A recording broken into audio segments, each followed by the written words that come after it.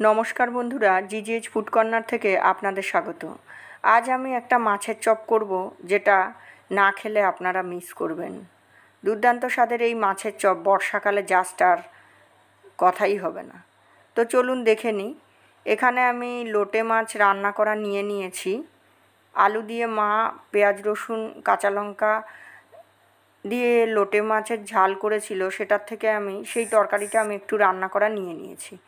এবার তা থেকে কাঁটাগুলো আলাদা করে নেব। খুব ভালো করে মাছগুলো বেছে নেব, নাহলে কাঁটাটা বিঁধে যাবে মুখে, বুঝতেই পারছেন, ছোটরা খাবে।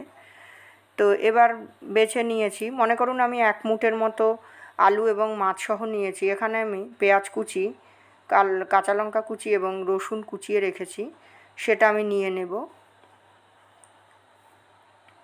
এখানে আমি 3টা মতো পেঁয়াজ নিয়েছি। পুরো পেঁয়াজটা আমি দেবো না, সামান্য একটু পেঁয়াজ আমি রেখে দেব।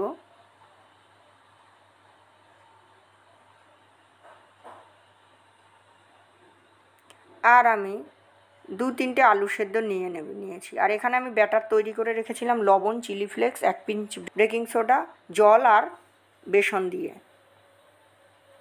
এবার এই মিক্সচারটার মধ্যে আমি পরিমাণ মতো লবণ দিয়ে দেব।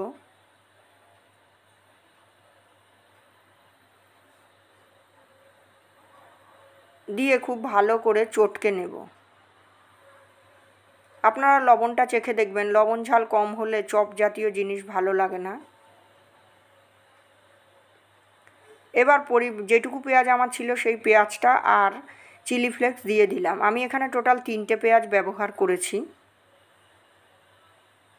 এবার নিজের ইচ্ছা মতো চপের আকার দিয়ে দিতে পারেন। আমি গোল শেপে চপের আকার দিয়েছি, যেমন আলুর চপ হয়।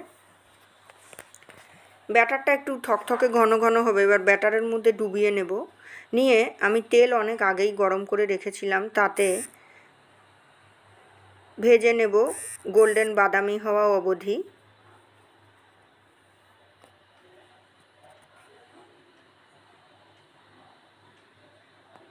তো এই চপ ফ্রাইড রাইস বা পোলাওয়ের সঙ্গেও বেশ ভালো লাগবে খেতে, বা কোনো অকেশনে স্টার্টার হিসাবেও আপনারা করতে পারেন।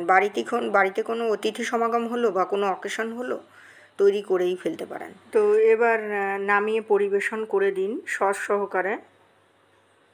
আর ভাত বা পোলাও দিয়ে খেলে তো শুধুই ভালো লাগবে।